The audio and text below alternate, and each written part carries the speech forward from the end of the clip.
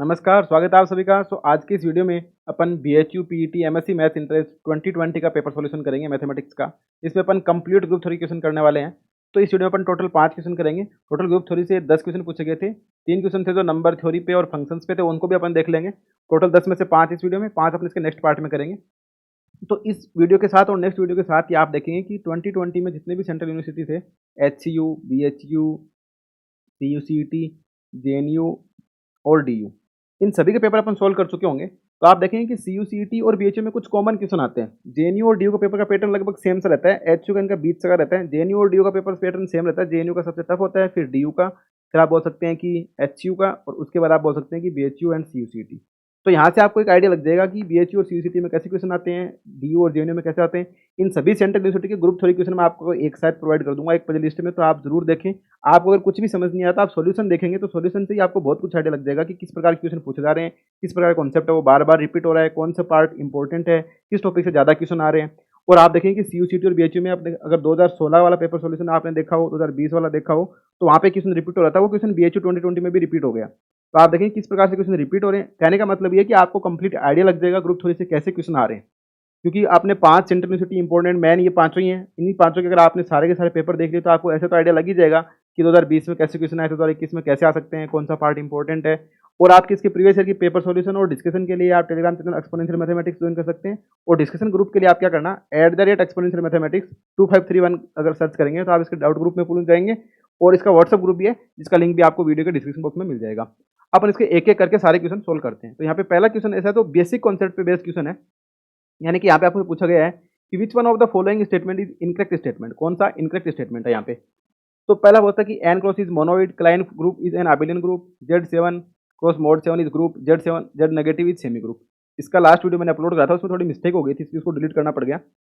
अब आपको पहली बात तो ये पता होनी चाहिए कि यहाँ पे थोड़ा डाउट है कि ये +7 है, वहाँ पे मैंने इसको +7 नहीं लिया था, नेगेटिव ये ले लिया था। या +7 है, मल्टीप्लीकेशन 7 है, ये अपन चेक कर लेंगे। तो अब सबसे पहली बात आपको पता होनी चाहिए कि मोनोइड क्या होता है, ग्रुप क्या होता है, ग्रुपोइड क्या होता है, सेमी ग्रुप क्या होता है। तो अपन एक बार इसकी बेसिक डेफिनेशन देख लेते हैं कि कोई भी ग्रुपोइड बोलने का मतलब होता है कि G is a non empty set. कोई क्या है, नॉन एम्प्टी सेट है। और ओ इज एनी ऑपरेशन, आपको कोई भी क्या दे रखा है, एक ऑपरेशन दे रखा है। अब ये ऑपरेशन है। Then ji O is groupoid, ये ग्रुपोइड कहलाएगा। ग्रुपोइड बोलने का क्या मतलब होगा इसका, इसका ग्रुपोइड बोलने का मतलब ये है कि ए जी और बी जी में, तो ए और बी क्या हो जाएगी, इसका मतलब क्या होगा कि ए और बी क्या हो जाएगा, वापस से जी में चला जाना चाहिए। कि जो भी ऑपरेशन आपको गिवन है वो अप्लाई करो कि ए और जी में, बी जी में, तो ए और बी अप्लाई करोगे वापस तो किस में जाएगा, जी में चला जाएगा। उसको अपन क्या बोल देंगे, ग्रुपोइड बोल देंगे। अब सेमी ग्रुप बोलने का मतलब ये है कि अगर आपको यह क्या होना चाहिए, ग्रुपोइड तो होना ही चाहिए, साथ में एसोसिएटिविटी और होल्ड हो जानी चाहिए कि A O B O C equals to A O B O C apply. इसको अपन क्या बोल देते हैं, सेमी ग्रुप। अब बात करते हैं मोनोइड क्या होता है। मोनोइड में ये दोनों प्रॉपर्टी तो फुलफिल होंगी होंगी, ये दोनों तो होंगी होंगी, साथ में एग्जिस्टेंस ऑफ आइडेंटिटी हो जाता है। एग्जिस्टेंस ऑफ आइडेंटिटी बोलने का मतलब ये है कि कोई एलिमेंट ऐसा जो उसको ऑपरेट करने पर वापस से वही एलिमेंट आ जाए। यानी कि A O equals to E O A equals to, अब यहाँ पे जरूरी नहीं कि ओ स्टार मल्टीप्लिकेशन कुछ भी आ सकता है। तो इसको अपन क्या बोल देते हैं कि ई क्या आइडेंटिटी एलिमेंट हो जाएगा, हर एलिमेंट के लिए होना चाहिए फॉर ऑल हो। और अगर ए इनवर्स का भी एग्जिस्ट कर जाए, is exist for all A belong to G, then G with operation क्या बन जाता है अपना, ग्रुप बन जाता है। और अगर वो A B equals to B हो जाए, यानी कि वापस से ये भी कर्म में, यानी कि करने का मतलब ये है कि यहाँ पे कम्यूटेटिविटी प्रॉपर्टी भी सॉल्व होता है, उसको क्या बोलते हैं अपन, आबेलियन ग्रुप बोल देते हैं। तो ये तो ग्रुप की बेसिक बात होगी। अब यहाँ पे पूछ रहा है कि monoid, N cross is monoid. आप सोच के देखो, नेचुरल नंबर का सेट है, उसमें 1 2 3 से स्टार्ट होता है। अब यहाँ से क्या होता है कि कोई भी दो नेचुरल नंबर लोगे, ए बिलोंग्स टू एन लोगे, बी बिलोंग्स टू एन लोगे, तो ए और बी का मल्टीप्लाई करोगे तो वापस से क्या आएगा, नेचुरल नंबर ही आएगा। इसका मतलब क्लोजर प्रॉपर्टी फुलफिल हो रही है, यानी कि ग्रुपोइड तो है ये। अब बात करते हैं सेमी ग्रुप बोलने का मतलब क्या था कि A O B O C equals to A O B O C, यानी इन दो का और इन दो का। अब यहाँ पे क्या है, मल्टीप्लीकेशन है, ये मल्टीप्लीकेशन है। तो आप कोई भी दो नेचुरल नंबर को पहले इन दो को मल्टीप्लाई करके सी से कर दो, या इन दो को आपस में मल्टीप्लाई करके ए से कर दो, कोई फर्क नहीं पड़ेगा, दोनों इक्वल आएगी। यानी कि एसोसिएटिविटी भी होल्ड हो रही है यहाँ पे। और आप जानते हैं कि किसी भी नंबर को अगर ए एन में है तो A into one equals to one into A equals to A ही वापस आ रहा है, यानी कि वन से मल्टीप्लाई करने पे किसी भी नेचुरल नंबर पे कोई फर्क नहीं पड़ता। तो यानी कि वन क्या हो जाएगा विद रिस्पेक्ट टू मल्टीप्लिकेशन, यहाँ पे आइडेंटिटी बन जाएगा। अब यहाँ पे इनवर्स, तो इसका मतलब क्या हो गया, मोनोइड तो हो गया, तो करेक्ट स्टेटमेंट हो गया, मोनोइड बन गया। तो अपन को इनकरेक्ट बताना है। तो अब अगर देखें ग्रुप नहीं है, ये ग्रुप क्यों नहीं है, क्योंकि आपको पता है कि 2 का इनवर्स 1/2, 3 का इनवर्स 1/2 3, तो ये 3 1/3 1/2 यानी कि 1/n टाइप का एलिमेंट है, वो एन में बिलोंग नहीं करता, इसलिए ग्रुप नहीं है। दूसरा स्टेटमेंट बोलता है क्लाइन, इसका मतलब ये तो क्या हो जाएगा, करेक्ट हो जाएगा, इनकरेक्ट बताना है। Klein four group is an abelian group. पहली बात, अब क्लाइन फोर ग्रुप क्या होता है, इसको K4 से डिनोट करते हैं और इसका स्ट्रक्चर कुछ प्रकार से होता है ए ई ए बी और ए बी। कंडीशन ये होता है कि order of E equals to 1 होता है, आप जानते हैं। ऑर्डर ऑफ ए इसका 2 होता है, ऑर्डर ऑफ बी इसका भी 2 होता है, और ऑर्डर ऑफ ए बी भी क्या होता है, 2 होता है। और यहाँ से बोल सकता हूँ मैं E equals to E inverse होता है, A equals to A inverse, और B equals to B inverse, और A B equals to A B inverse, यानी कि हर एलिमेंट इसका खुद का खुद इनवर्स होता है। और अगर ये प्रॉपर्टी फुल हो जाती है कि except identity every element is inverse of self inverse, then G becomes abelian, G is abelian. तो यहाँ पे जी कैसे आबेलियन है, पर ये साइक्लिक नहीं है, तो यानी कि ये ऐसा ग्रुप है जिसका ऑर्डर 4 है, जो आबेलियन है पर साइक्लिक नहीं, तो इसका काउंटर एग्जाम्पल भी आप क्लाइन ग्रुप को ले सकते हो। अब यहाँ से इसका मतलब क्या, क्लाइन ग्रुप कैसा हो गया, आबेलियन हो गया, तो ये भी करेक्ट है, पर आपको इनकरेक्ट बताना है। अब यहाँ बोलते हैं Z7 और क्रॉस मल्टीप्लिकेशन 7, एक बार इसको छोड़ो, Z माइनस का नेगेटिव सेमी ग्रुप है क्या।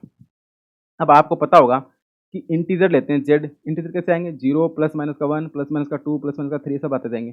तो कोई भी दो इंटीजर लोगे, ए माइनस का बी या बी माइनस का ए करोगे, तो वापस से नया इंटीजर आ जाएगा, बिलोंग टू जेड करेगा, तो यानी क्या ग्रुपोइड तो हो जाएगा, ये क्लोजर प्रॉपर्टी तो फुलफिल हो जाएगी। अब आप देखो कि A minus B minus C equals to A minus B minus C, यानी कि ये होल्ड होता है कि यहाँ पे आप ले लो सपोज 5 3 और 2 ले लो, तो 5 माइनस का 3 माइनस का 2 करो, एक बार करो 5 माइनस का 3 माइनस का 2, तो ये क्या है, 5 माइनस का 3 2 माइनस का 2, और ये बनेगा 5 3 माइनस का 2 यानी कि 1, 5 माइनस का 1 यानी कि 0 इक्वल्स टू 4। ये तो पॉसिबल ही नहीं है 0 इक्वल्स टू 4, इसका मतलब एसोसिएटिविटी यहाँ पे होल्ड नहीं हो रही, तो जेड नेगेटिव क्या नहीं है, सेमी ग्रुप नहीं है, is not semi group, is not semi group. अगर आप हर स्टेप को ध्यान से देखेंगे तो आपका कभी क्वेश्चन गलत नहीं होगा, आराम से चलते जाएंगे। तो इसका मतलब ये बोल रहा है कि जेड इज सेमी ग्रुप, तो ये गलत हो गया, तो ये इसका क्या हो जाएगा, आंसर हो जाएगा। अब इसमें कंफ्यूज अपने को कि Z7 ये मल्टीप्लिकेशन है कि एडिशन है, तो आप इसको देखें एक बार, सपोज दैट कि Z7 है, आपको दे रखा है, तो Z7 आप जानते हैं क्या होता है, 0 1 2 3 4 5 6 होता है। अगर यहाँ पे प्लस होता है तो जेड अपन को पता है प्लस के रिस्पेक्ट में क्या बनाता है, ग्रुप बनाता है। पर अगर आप मल्टीप्लिकेशन ले लेंगे तो इस जीरो का इनवर्स एग्जिस्ट नहीं करेगा, इसलिए मल्टीप्लिकेशन के रिस्पेक्ट में ग्रुप नहीं बनाता, बिकॉज जीरो का इनवर्स डजंट एग्जिस्ट। तो इसका मतलब यहाँ पे ऑब्वियसली बात है कि प्लस ही दे रखा है, तब ये बनाएगा, ये ग्रुप बनाएगा, तो ये तीनों स्टेटमेंट करेक्ट है, और ये वाला कैसा हो जाएगा, इनकरेक्ट, यानी कि सेमी ग्रुप नहीं बनाता, तो ये इसका क्या हो जाएगा, आंसर हो जाएगा। तो बेसिक क्वेश्चन था जो ग्रुपोइड, मोनोइड और सेमी ग्रुप पे था। यहाँ पे मोनोइड का था, सेमी ग्रुप का भी था, आ गया, ग्रुपोइड का कोई नहीं था, पर आपको क्या पता ग्रुपोइड मोनोइड सेमी ग्रुप में से कोई सा भी पूछ सकता है, इसलिए बेसिक डेफिनेशन तो आपको पता होनी चाहिए। अब नेक्स्ट क्वेश्चन है, ये क्वेश्चन CUCET 2016 में भी आया हुआ है, CUCET 2020 में भी आया हुआ है, और ये BHU 2020 में भी आ गया।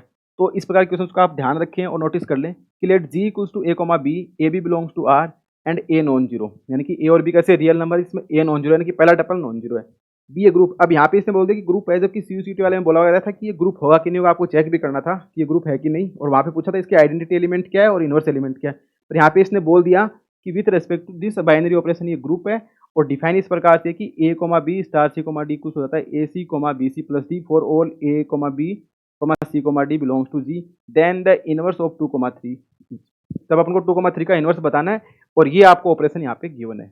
वहाँ पे ये पूछा था कि यह ग्रुप बनेगा, आइडेंटिटी एलिमेंट क्या होगा और इनवर्स क्या होगा, तो वहाँ पे अपन ने ये प्रूफ करा था कि इसका आइडेंटिटी एलिमेंट ई तो क्या होगा 1, 0 होगा, और A, B का इनवर्स अपन ने निकाला था, वो क्या होगा 1/A होगा, माइनस का B अपॉन A होगा। अब ये कैसा है, अपन इसको भी चेक कर लेते हैं। यहाँ पे अपन को 2, 3 का निकालना है, वहाँ पे पर्टिकुलर एलिमेंट था। पहली बात तो इसका आइडेंटिटी एलिमेंट कैसा आएगा, आपको पता होगा कि कोई भी एलिमेंट A, B स्टार, अगर आइडेंटिटी मान लेता हूँ मैं इसका E1, E2 है, तो वापस से क्या आएगा, A, B आएगा। और स्टार क्या करता है, AC, BC plus D, AC को लेने का मतलब A E1, B E1 plus E2, वो किसके इक्वल होएगा, A, B के दो टपल इक्वल तभी तो इनका करस्पॉन्डिंग एलिमेंट इक्वल हो, यानी कि A E1 इक्वल्स टू तो A होएगा, और B E1 plus E2 equals to B होएगा। तो यहाँ से E1 की वैल्यू कितनी आ जाएगी, 1 आ जाएगी, क्योंकि A नॉन जीरो दे रखा है, अपने को बोला हुआ कि A नॉन जीरो है।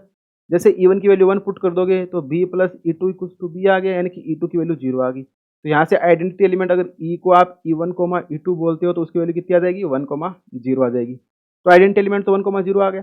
आपने ये भी पढ़ रखा है कि अगर कोई एलिमेंट A है, उसका इनवर्स B है, तो A ऑपरेट करते हैं B के साथ, तो आइडेंटिटी एलिमेंट आता है। तो यहाँ पे अपन को पूछा 2, 3 का इनवर्स, अपन लेते हैं कि 2, 3 का इनवर्स क्या है, 2, 3 का इनवर्स मैं मान लेता हूँ C, D है। तो 2, 3 को आप C, D के साथ ऑपरेट करोगे तो क्या आएगा, आइडेंटिटी, यानी कि E1, E2 यानी कि 1, 0। आप बड़े आराम से हर स्टेप को समझ के चलें, कोई दिक्कत नहीं है, कभी भी क्वेश्चन गलत नहीं, आपको ऐसा क्वेश्चन कैसा भी आ जाए, कोई भी ऑपरेशन दे दे आप इजीली सोल्व कर दोगे। ऑपरेशन क्या करते हैं, 2C, 3C plus D which is equals to 1, 0। दोनों टपल इक्वल, तो 2c इक्वल टू 1 आ जाएगा, 3c plus d equal to 0 आ जाएगा। तो c इक्वल टू 1/2 आ गया, c इक्वल टू 1/2 पुट कर दो यहाँ पे, 3/2 प्लस d इक्वल टू 0, यानी कि d की वैल्यू क्या आ गई, माइनस का 1/2 माइनस का 3/2। तो c कोमा d इनवर्स माना था अपन ने, वो क्या आ गया 1/2 कोमा माइनस का 3/2। इसका मतलब 2,3 का इनवर्स क्या आ गया 1/2 कोमा माइनस का 3/2। तो इसका आंसर क्या हो जाएगा फिर 1/2 कोमा माइनस का 3/2। थर्ड ऑप्शन का क्या हो गया, करेक्ट हो गया। अगर आपने CUCT 2016 वाला पेपर अगर आप सोल्व करके गए थे BHU के एग्जाम में और CUCT के एग्जाम में, तो 1 सेकंड में आपको इक्वेशन सही करना था, वहाँ पे फ्री के नंबर थे, बस आपको देखना था कि हाँ यार इक्वेशन सोल्व किया हुआ है। इसीलिए मैं ऐसा बोलता हूँ कि आप पेपर तो सोल्व जरूर करें, पेपर देखिए, अगर आपको सोल्यूशन नहीं भी आ रहा है तो वीडियो चला के देख लो, खाते पीते घूमते फिरते देख लो, ताकि आपको आइडिया तो लग जाएगा ना कैसे क्वेश्चन सोल्व हो रहा है, किसका आंसर क्या है, कैसे आ रहा है, तभी आपका एंट्रेंस एग्जाम क्लियर हो पाएगा। तो आपको हर स्टेप को, हर चीज़ को ध्यान में रखना पड़ेगा। अब चलते हैं अपन नेक्स्ट क्वेश्चन पे, जो कि बड़ा ही सिंपलेस्ट और बेसिक कॉन्सेप्ट पे बेस्ड क्वेश्चन है कि let A be an element of a group G such that कि ए की power 10 equals to E, A की power 25 equals to E and A not equals to E, where E is the identity of G then order of A is. यहाँ पे क्या दे रखा है कि ए की पावर 10 इक्वल्स टू ई है, ए की पावर 25 इक्वल्स टू ई है, और ए मेरा आइडेंटिटी एलिमेंट नहीं है। आपको पता होगा कि हर ग्रुप में आइडेंटिटी होती है तभी वो ग्रुप बनाता है, और ऑर्डर ऑफ आइडेंटिटी क्या होता है, 1 होता है। यहाँ पे क्या दे रखा है, ए नॉट इक्वल्स टू ई, इसका मतलब ऑर्डर ऑफ ए क्या नहीं होगा, 1 नहीं होगा, इसका मतलब सेकंड ऑप्शन करेक्ट नहीं होगा। ठीक होगी बात। और अपन एक रिजल्ट और जानते हैं कि ए की पावर अगर एन इक्वल्स टू ई है, दिस इंप्लाइज क्या होता है, ऑर्डर ऑफ ए क्या करता है, एन को डिवाइड करता है। अब यहाँ पे ए की पावर 10 इक्वल्स टू ई है, दिस इंप्लाइज ऑर्डर ऑफ ए क्या होगा, 10 को डिवाइड करेगा, यानी कि ऑर्डर ऑफ ए की पॉसिबिलिटी क्या क्या हो सकती है, 1 हो सकती है, 2 हो सकती है, 5 हो सकती है, 10 हो सकती है। 10 के डिविजन यही होते हैं। और अगर ए की पावर 25 इक्वल्स टू ई है, दिस इंप्लाइज ऑर्डर ऑफ ए क्या करेगा, 25 को डिवाइड करेगा, यानी कि ऑर्डर ऑफ ए की पॉसिबिलिटी क्या हो सकती है, 1 हो सकती है, 5 हो सकती है, 25 हो सकती है। 25 के डिविजन यही होते हैं। अब यहाँ पे अपने बता दें कि ऑर्डर ऑफ ए 1 नहीं हो सकता, तो ये पॉसिबिलिटी तो हट गई। अब यहाँ पे देखो 2 5 10 है, यहाँ पे 5 और 25 है, दोनों में कॉमन चीज़ क्या आ रही है, 5 आ रही है। इसका मतलब ऑर्डर ऑफ ए क्या हो गया, 5 हो गया। इसका आंसर कौन सा हो जाएगा, थर्ड ऑप्शन का करेक्ट हो जाएगा। तो बड़ा सिंपल क्वेश्चन था, बस आपको ये कॉन्सेप्ट पता होना चाहिए, अगर ए की पावर एन इक्वल्स टू होता है तो ऑर्डर ऑफ ए है वो एन को डिवाइड करता है। यहाँ पे अपन को बोला हुआ है कि ए नॉट इक्वल्स टू है, इस चीज़ का ऑर्डर ऑफ ए 1 नहीं हो सकता। तो ये की पॉइंट था, आपको ध्यान रखना था यहाँ पे। और इसका जो सबसे मेन बेसिक कॉन्सेप्ट था वो ए की पावर एन इक्वल्स टू होने पे ऑर्डर ऑफ ए है वो एन को डिवाइड करता है। तो बड़ा सिंपल बन जाता है इसके बाद। अब जो नेक्स्ट क्वेश्चन है वो बड़ा ही फेमस क्वेश्चन है, बड़ा ही सिंपल थ्योरम पे बेस्ड है। वो थ्योरम का आपको स्टेटमेंट भी पता होना चाहिए, और इस थ्योरम के प्रूफ में क्या क्या टेक्निक यूज हो रही है, उसकी थ्योरम के प्रूफ में आप देखेंगे 3 रिजल्ट यूज हो रहे हैं एक साथ। तो ऐसी थ्योरम्स आपको दिमाग में होने चाहिए, और प्रूफ का आइडिया भी आपको पता होना चाहिए कैसे प्रूफ हो रहा है। अगर वो प्रूफ आपको वो थ्योरम पता है तो आप इसको 1 सेकंड में कर सकते हैं। वो थ्योरम क्या बोलती है, पहली बात तो इस क्वेश्चन को देख लो। लेट जी बी है नॉन अबिलियन ग्रुप, तो यहाँ पे जी कैसे है मेरा, नॉन अबिलियन है, तो ये भी आपको ध्यान रखने वाली बात है, जी कैसे है, non abelian of order 125, then the total number of element in Z G. Z G बोलने का मतलब क्या है यहाँ पे कि x belongs to G such that X G equal to G X for all G belong to G. इसका मतलब क्या है कि वो सारे एलिमेंट जी से such that X G equal to, यानी कि वो जी के हर एलिमेंट के साथ क्या करे, कम्यूट करे। इसका मतलब ये जेड जी किसको डिनोट कर रहा है, सेंटर ऑफ ग्रुप को डिनोट कर रहा है। सेंटर ऑफ ग्रुप इसी प्रकार से डिफाइन होता है कि वो सारे एलिमेंट जी के X G equal to G X for all G belong to, यानी कि वो जी के हर एलिमेंट के साथ क्या कर दे, कम्यूट कर दे। यानी कि एक्स बिलोंग्स टू जी बोलने का मतलब ये है कि X G equal to G X आ जाए और जी के हर एलिमेंट के साथ क्या करें, कम्यूट करें। इसको अपन बोलते हैं सेंटर ऑफ ग्रुप। और सेंटर ऑफ ग्रुप हमेशा क्या बनाता है, सब ग्रुप बनाता है ग्रुप जी का, एक प्रॉपर्टी। दूसरी प्रॉपर्टी ये होती है, इसकी थ्योरम का यूज, वो थ्योरम ये है कि अगर order of G equal to अगर पी क्यूब होता है, तो center of order of center of group में क्या आ जाते हैं, पी एलिमेंट आएंगे। और इसमें एक थ्योरम का यूज ये करेंगे अपन, अगर order of G equal to अगर पी की पावर एन है, N greater than equal to 1 है, then order of center of G क्या होगा, हमेशा ग्रेटर देन 1 होगा, 1 नहीं हो सकता। इसका ये ऑप्शन तो कभी नहीं हो सकता, ग्रेटर देन 1 होगा अगर पी की पावर एन है, क्योंकि यहाँ पे पी की पावर 3 है और 3 अपन को पता है ग्रेटर देन इक्वल टू 1 ही है, 3 1 से बड़ा ही है, इक्वल टू साइन आएगा ही नहीं। इसका मतलब थ्योरम ये है कि अगर order of G equal to P cube है and G is non abelian, तो अगर आपको ये थ्योरम पता होती कि अगर order of G P cube है, जी नॉन अबिलियन है, तो आप सीधा सेंटर में कितना बोल देंगे, पी एलिमेंट होंगे। यहाँ पे 125 के 5 की पावर 3 है 125, तो 5 इसका आंसर आ जाएगा। तो आंसर वाले तो अब यहाँ से देख के जा सकते हैं और उसका थ्योरम का प्रूफ देख लेते हैं। अगर order of G equal to क्या है, पी क्यूब है एंड जी नॉन अबिलियन है, then order of Z G क्या होगा, पी होगा। कैसे होगा, इसमें एक चीज तो ये यूज कर लेंगे, ऑर्डर ऑफ जी पी की पावर एन, तो N greater than equal to 1, then center क्या ऑर्डर क्या होगा, हमेशा 1 से बड़ा होगा। सेंटर अपन ने बताया कि जेड जी क्या होता है, सब ग्रुप होता है जी का। और लांगराज थ्योरम ऐसे बोलती है कि जो सब ग्रुप होता है, सब ग्रुप का ऑर्डर ग्रुप के ऑर्डर को डिवाइड करेगा। ठीक है, तो अब पी क्यूब किसका ऑर्डर है, ग्रुप का ऑर्डर है, तो पी क्यूब को डिवाइड करेगा, तो सेंटर के पास पॉसिबिलिटी क्या हो सकती है, ऑर्डर ऑफ सेंटर के पास 1 हो सकता है, पी हो सकता है, पी स्क्वायर हो सकता है, पी क्यूब हो सकता है। पर इस थ्योरम से अपन ने ये रिजल्ट ये बोल दिया कि सेंटर का ऑर्डर हमेशा क्या होगा, 1 से बड़ा होगा। तो 1 तो नहीं आ सकता, 1 नहीं आ सकता, 1 नहीं आ सकता, तो इसके पास क्या पॉसिबिलिटी बचेगी, P P square P cube. एक बात। दूसरी बात यहाँ पे अपन को क्या दे रखा है, जी नॉन अबेलियन। अगर suppose that G is abelian हो जाता, जी इज अबेलियन, तो जी अबेलियन हो जाता तो आप सोच के देखिए कि अपन को जेड जी बोलने का मतलब है कि वो सारे एलिमेंट जो हर एलिमेंट के साथ कम्यूट करें। अगर अबेलियन होगा तो हर एलिमेंट हर के साथ ही कम्यूट करेगा, यानी कि सेंटर में पूरा का पूरा क्या आ जाएगा, जी आ जाएगा, यानी कि जेड जी इक्वल टू क्या बन जाएगा, जी बन जाएगा जब जी कैसे है, अबेलियन। तो ये भी एक डायरेक्ट रिजल्ट आप याद रख सकते हैं कि अगर order of Z G equal to order of G आ जाता है, यानी कि ग्रुप का ऑर्डर और सेंटर का ऑर्डर सेम आ जाता है, तो उसके इसमें जी कैसा होता है, abelian. If and only if है, अगर ग्रुप का ऑर्डर सेंटर के ऑर्डर के बराबर है तो अबेलियन होगा, और अबेलियन है तो ग्रुप का ऑर्डर सेंटर के ऑर्डर के बराबर होगा। तो इसका मतलब order of Z ji P cube नहीं हो सकता, क्योंकि जी कैसा है, नॉन अबेलियन है, इसका मतलब पी क्यूब भी नहीं हो सकता। तो अब सेंटर के पास पॉसिबिलिटी क्या बची, पी और पी स्क्वायर बची। अब अपन मान के चल लेते हैं कि let let order of Z G equals to P square है। अब अपन कोसेट जानते हैं जी बाई एच, तो अब यहाँ पे अपन कोसेट का कंस्ट्रक्शन कर रहे हैं जी बाई जेड जी, क्योंकि ग्रुप क्या होता है, जेड जी कैसा होता है, इसका सब ग्रुप होता है, तो अपन जी बाई एच डिफाइन कर सकते हैं। तो जी बाई एच अपन ने डिफाइन करा, यहाँ पे जी बाई एच डिफाइन करा तो जी बाई जेड जी, और अपन को पता है कि order of G by H क्या होता है, order of G upon order of H होता है। यहाँ पे order of G upon order of Z G करेंगे तो order of G P cube, order of Z G अपन क्या मान के चलते हैं, P square upon P square, तो वैल्यू कितनी आएगी, पी आएगी। और आपको पता है कोई भी ग्रुप जिसका प्राइम ऑर्डर हो वो हमेशा जेड पी का होमोर्फिक होता है, और जेड पी कैसा होता है, मेरा साइक्लिक होता है। अब एक थ्योरम और आ जाती है यहाँ पे, तो आप देखते हैं कि थ्योरम पे थ्योरम आ रही है इस रिजल्ट में।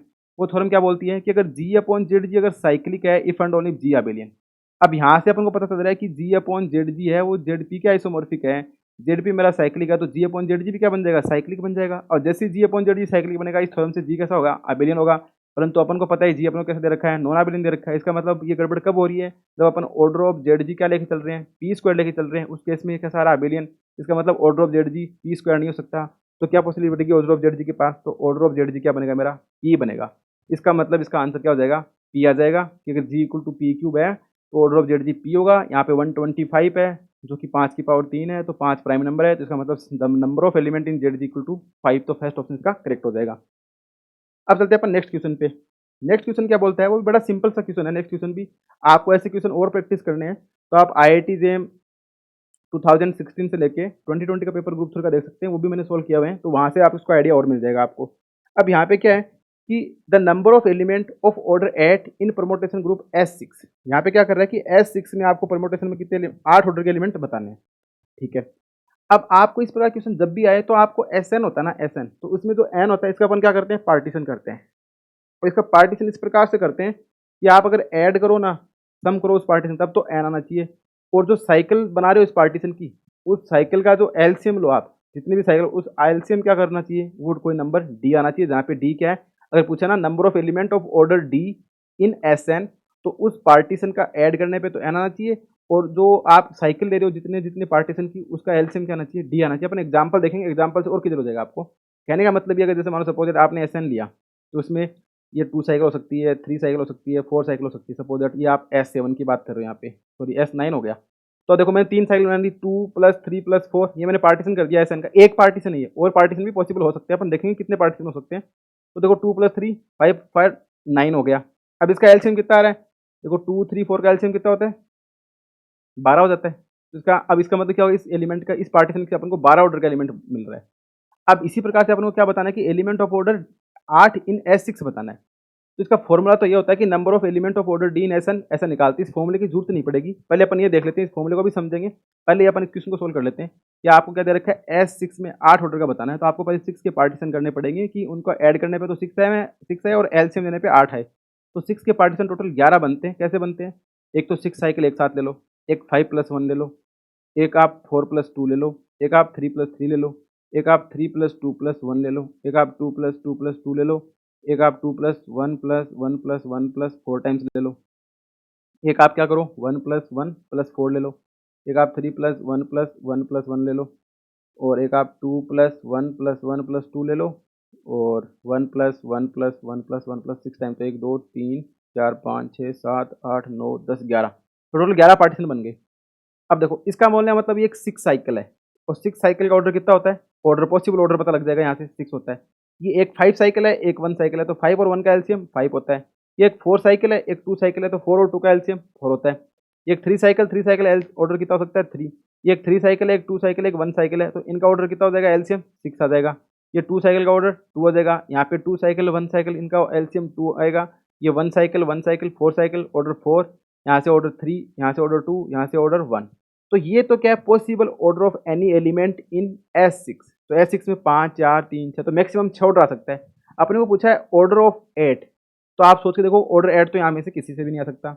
अब ऑर्डर 8 लाने के आपको पता है एलसीएम 8 आना चाहिए, और एलसीएम 8 तब आएगा, ये सब क्या है एलसीएम है यहाँ पे, ये सब एलसीएम पॉसिबल एलसीएम। एलसीएम 8 लाने के आपको पता है 1 या 8 आना चाहिए, 2 या 8 आना चाहिए, 4 या 8 आना चाहिए, तभी एलसीएम 1 आएगा। और जैसे 8 आ जाएगा इन सब का सम देखो, इसका भी 6 है 6 है 6 है, इन सब का सम क्या है 6 आ रहा है। पर जैसे आप 8 शामिल कर लोगे तो 6 सम है ना, वो कभी भी 6 नहीं आ सकता। इसका मतलब S6 में कोई भी एलिमेंट नहीं है 8 ऑर्डर का, यानी कि number of element of order 8 in S6 is 0। तो थर्ड ऑप्शन करेक्ट हो जाएगा। अगर मान लो पॉसिबल ऑर्डर होता तो निकालते कैसे, तो निकालने का फॉर्मूला ये है कि number of element of order D in S N factorial N summation, यानी कि जो जो पॉसिबल पार्टीशन है ना उन सब का सम लेंगे। 1 की पावर अल्फा 1, 2 की पावर अल्फा 2, अप टू के की पावर अल्फा के, और ये इसके नीचे है into factorial alpha 1 factorial alpha 2 factorial alpha 3 up two factorial alpha के, फैक्टोरियल एन के बट्टे में ये है। और जहाँ पे 1 2 के ये सब क्या है एलसीएम ऑफ 1 2, ये क्या सिलेक्टेड पार्टीशन है, और वो एलसीएम देने पे डी आना चाहिए। अपन देखा ना कि 5 और 1 ले रहे थे, 3 और 2 ले रहे थे, एलसीएम 6 आया था, 3 + 2 + 1, तो ये क्या सिलेक्टेड पार्टीशन, यहाँ से क्या बन गया 1 आ गया 2 आ गया 3 आ गया, और एलसीएम कितना है तो 6, तो यहाँ पे D6 हो गया। अल्फा आइज यानी कि पावर्स बता रहा है, are number of I's in selected partition. जैसे आपने एक पार्टीशन बनाया था 2 + 1 + 1 + 1 +, तो इसका मतलब क्या 2 की पावर 1 है, 1 की पावर 4 है, तो अल्फा 1 की वैल्यू कितनी होगी, यहाँ से 4 होगी, अल्फा 2 की वैल्यू कितनी होगी 1 होगी, बाकी सारे 0 हो गए। तो ये सिलेक्टेड पार्टीशन में क्या है नंबर ऑफ आइज है, और इस फॉर्मूला का यूज करते हैं। जैसे आपको मैं एक एग्जाम्पल बता देता हूँ, सपोज दैट आपको S5 में number of element of order 2 निकालने, किसमें ऑर्डर 2 के एलिमेंट निकालने, किसमें निकालने आपको S5 में निकालने, दो ऑर्डर के कितने एलिमेंट होंगे ये आपको चेक करना है। सपोज दैट आपको निकालना होगा number of element of order 2 in S5, तो यहाँ पे आपको S5 देना पड़ेगा इधर, तो ये मेरा क्या बन गया S5 और 2 ऑर्डर के। पहली बात तो 5 के पार्टीशन देखो, 5 का एक 5 आ जाएगा, एक 4 + 1 आ जाएगा, एक 3 + 2 आ जाएगा, और एक 2 + 2 + 1 आ जाएगा, एक 1 + 1 + 1 + 1 + पूरा 5 आ जाएगा, एक 2 + 1 + 1 + 1 आ जाएगा, और क्या पॉसिबल हो सकता है 1 2 3 4 5, तो ये 6 ही पार्टीशन बन सकते हैं किसके S5 के। अब पहली बात यहाँ से 5 साइकिल है तो ऑर्डर कितना आएगा 5 आएगा, यहाँ पे 4 और 1 है तो ऑर्डर 4 आएगा, क्योंकि एलसीएम 4 आ सकता है, यहाँ पे एलसीएम 6 आ सकता है, यहाँ पे एलसीएम 2 आ सकता है, यहाँ पे एलसीएम 1 आ सकता है, यहाँ पे एलसीएम 2 आ सकता है। तो इन दो इस केस से और इस केस से मुझे क्या मिलेगा ऑर्डर 2 मिलेगा। तो number of element order 2 equals to factorial N यानी कि फैक्टोरियल 5 अपॉन, अब यहाँ पे आप देखो 1 की पावर 1 है और 2 कितने टाइम्स आ रहा है 2 टाइम्स आ रहा है, यानी कि 2 की पावर 2, तो 1 की पावर अल्फा 1, 2 की पावर अल्फा 2 इंटू 3 की पावर अल्फा, बाकी सारे एलिमेंट आने दे, इंटू फैक्टोरियल अल्फा यानी कि फैक्टोरियल 1 और फैक्टोरियल 2, तो कितना बन गया फैक्टोरियल 5 यानी कि 5 4 3 2 1 अपॉन 2 की पावर 2 4 इंटू 2, तो ये 4 इंटू 2 से कैंसिल, तो कितना आ गया 15 आ गया। ये तो इस पार्टीशन है क्योंकि अपने समीशन लिखा था ना एक पार्टीशन से, प्लस तो 15 प्लस इस पार्टीशन, यहाँ पे 1 की पावर कितनी है 3 है, 2 की पावर कितनी है 1 है, 3 की पावर कितनी है 0, 4 की पावर कितनी है 0, 5 की पावर 0, बाकी सब 0 आ रही है। तो फैक्टोरियल 5 वही 1 की पावर अल्फा 1 यानी कि 1 की पावर कितनी है 3, 2 की पावर अल्फा 2 2 की पावर 1 इंटू फैक्टोरियल अल्फा 1 यानी कि फैक्टोरियल 3 फैक्टोरियल अल्फा 2 यानी कि फैक्टोरियल 1, ये आ जाएगा। तो फैक्टोरियल 5 यानी कि वही ऊपर 5 4 3 2 1 अपॉन 1 की पावर 3 1, 2 की पावर 1 यानी 2 और इंटू फैक्टोरियल 3, तो 3 2 1, तो ये 3 2 1 ये तो कैंसिल हो जाएगा, ये 2 से 2 कैंसिल, तो 5 दूनी 10, तो 15 और 10 टोटल, यानी कि number of element of order 2 कितने आ गए 25 आ गए, किसमें S5 में। तो इस प्रकार से निकालते हैं S5 में किसी एलिमेंट के कितने ऑर्डर के कितने एलिमेंट एग्जिस्ट करेंगे। तो पर यहाँ पे तो आपको निकालना ही नहीं था, तो आपको सीधा ही क्या बनाना था 0 बनाना था, तो इसका आंसर 0 जाएगा। तो आई होप आपने थोड़ा एक्स्ट्रा ही देखा है, हर चीज़ में प्रूफ भी देखा है, तो आपको बेसिक कॉन्सेप्ट पता भी होना चाहिए कि कौन चीज़ का अपन कैसे यूज कर रहे हैं, तभी आपको क्वेश्चन में थोड़ा बहुत चेंजमेंट भी दे दे तो कोई दिक्कत नहीं आए, तो आप उसको इजीली सोल्व कर सकते हैं। तो आई होप आपको ये 5 क्वेश्चन समझ में आए होंगे। नेक्स्ट 5 क्वेश्चन अपन नेक्स्ट वीडियो में देख लेंगे। तो thanks for watching and keep continue watching exponential mathematics. Thank you.